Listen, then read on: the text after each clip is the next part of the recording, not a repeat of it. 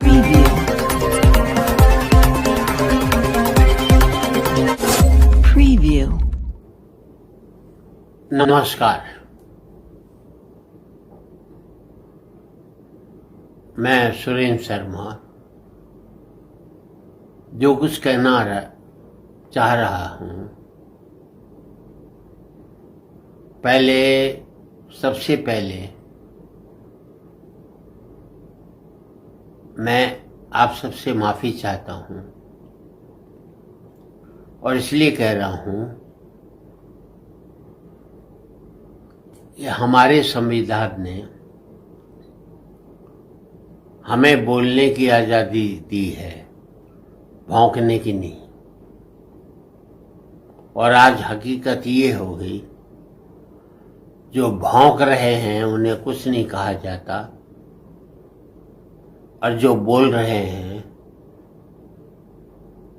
उनके सुनने पर पाबंदी लगाई जाती है।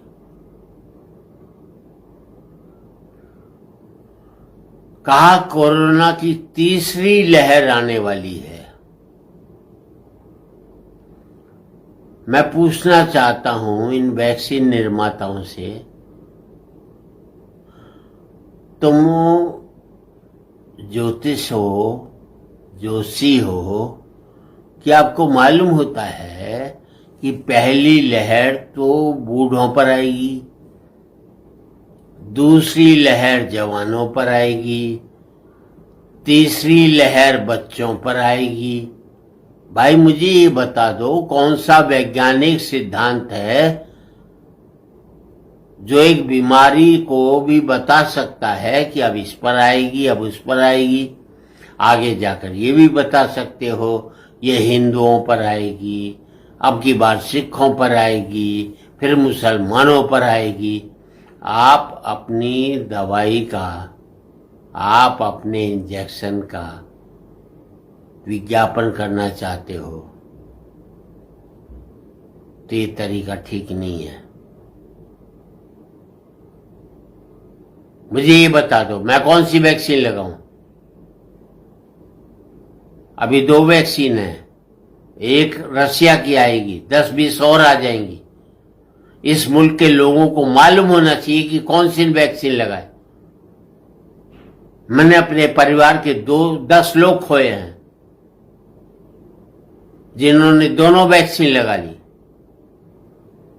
हमारे कई डॉक्टर इस देश में दोनों वैक्सीन लगाने के बाद उनकी मौत हुई है।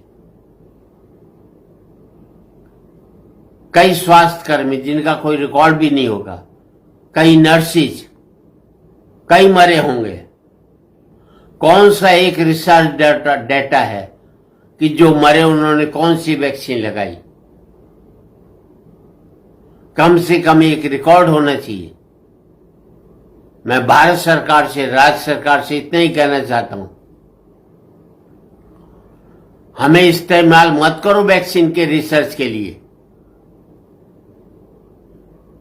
क्योंकि इस पर रिसर्च नहीं हुआ है। कम से कम इतना तो बता दो कि यार जो मरे उन्होंने कौन सी वैक्सीन लगाई थी। 20 वैक्सीन और आएंगी,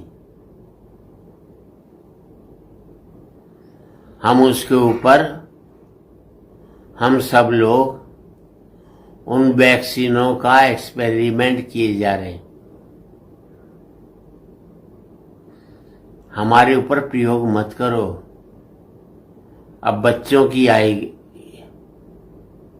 यार, पहले बूढ़ों को ले लिया, फिर जवानों को ले लिया, अब बच्चों को ऊपर तो मेहरबानी करो यार। मैं सभी इस देश के माँ बापों से कहना चाहता हूं, कुछ मत करो।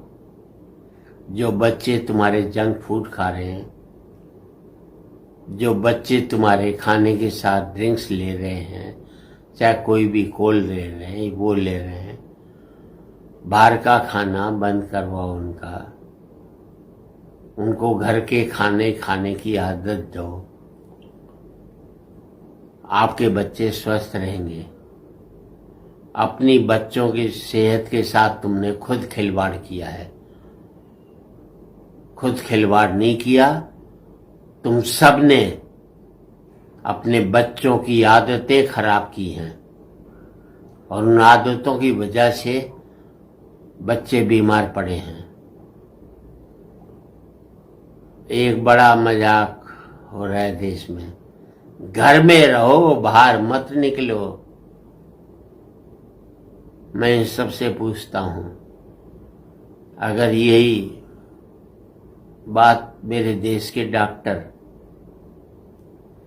मान लेते कि हम घर में रहेंगे, यही देश के स्वास्थ्य कर्मी ये मान लेते कि हम घर में रहेंगे, यही स्वास्थ्य कर्मचारी ये मान लेते हम घर में रहेंगे, यही किसान जो सोच लेते कि हमें खेत में हल नहीं चलाना, हम घर में रहेंगे,